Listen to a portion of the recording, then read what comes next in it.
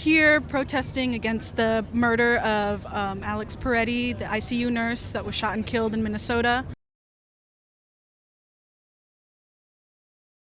An individual approached U.S. Border Patrol officers with a 9mm semi-automatic handgun. Pretti appears to be using his phone to record two bystanders interacting with a federal officer before that officer is seen shoving one of them across the street. This looks like a situation where an individual arrived at this scene to inflict maximum damage on individuals and to kill law enforcement. Another camera angle shows the officer shove one of those individuals into Pretti. You can see the two holding on to each other. The officers attempted to disarm this individual, but the armed suspect reacted violently. Both of Pretti's hands are visible. One holds the phone, the other he held up seemingly to protect himself from pepper spray. This individual impeded the law enforcement officers and attacked them. 3 officers grapple with him until he's taken down and held on the frozen pavement. Our law enforcement are doing everything that they can to protect the public. At 9:01, the federal officer in a gray jacket emerges from the scrum with a gun that appears to match the one Pretti had a permit to carry. Fearing for his life and for the lives of his fellow officers around him, an agent fired defensive shots. Almost simultaneously,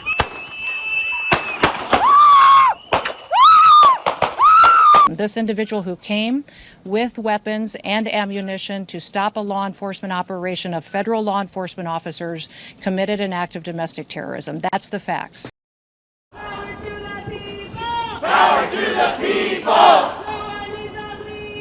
No one is illegal! We're out here speaking against the brutalization that ICE has been carrying out against our communities. I saw that there was an organization happening, and I thought I had to show up. I've got no excuse not to. Show me what democracy looks like! This is what democracy looks like! Show me what democracy looks like! This is what democracy looks like! The people there are ready for change. They're not backing down. They're braving tear gas. They're braving rubber bullets. They're braving force that we haven't seen here. They're not backing down. They're not intimidated. You know why? Because they know the power of the people is greater. It's really important for me to be out here because not only do we stand in solidarity with the people in Minneapolis and the people who have been unrightfully murdered by ICE just in the recent month.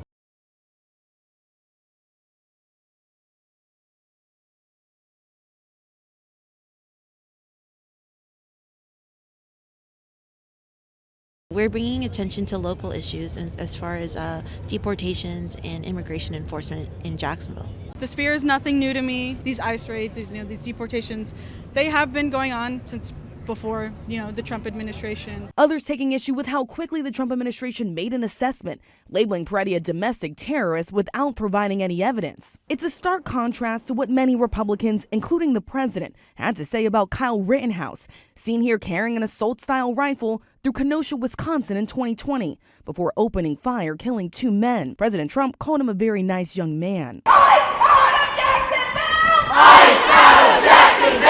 Say it once, say it twice. Say it once, say it twice. We will not put up with ICE. We will not put up with ICE. We will not put up with ICE. We will not put up with ICE.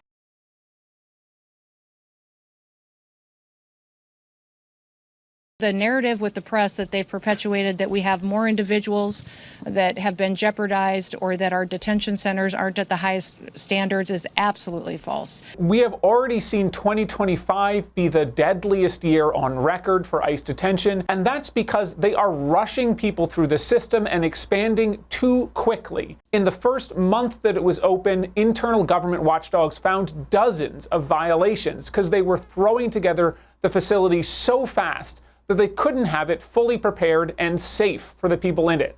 Our detention standards and the people that are being taken care of there are at the highest level they've ever been, and we'll continue to do that and make sure that people have the facts around how people are treated when they're brought into detention, and then we take them home. President Trump issued an executive order mandating that ICE use detention to the maximum extent possible. And that means that they are not releasing people, and that's led to severe overcrowding as they arrest people more quickly than they can hold them in detention. Honestly, the first thing that I suggest people do when they want to help people that are most vulnerable and undocumented is know their own rights. And I just want to remind y'all that we cannot do it alone. We have to be organized.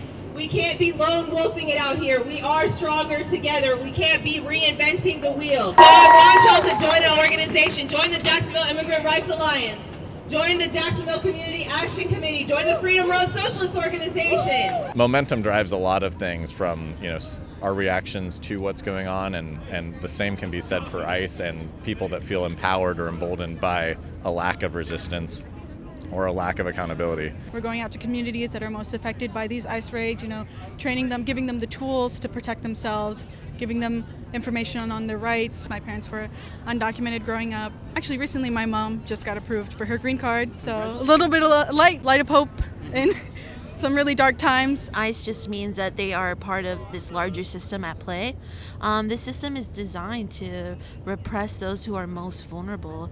I mean, they're not stopping with immigrants, they're attacking citizens, right? So that tells me that no one's safe. None of this is new. It's all the same system. And if we want this to end, that system has to come down. It's not enough to just get rid of ICE.